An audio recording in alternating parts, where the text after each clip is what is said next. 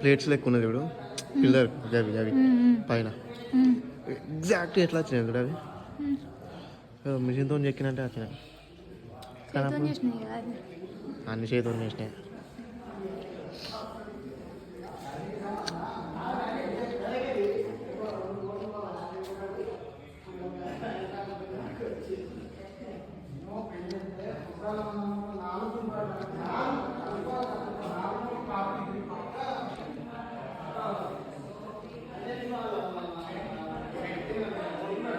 అట్లుంటుంది మన వాళ్ళతో తెలుగు వాళ్ళతోటి.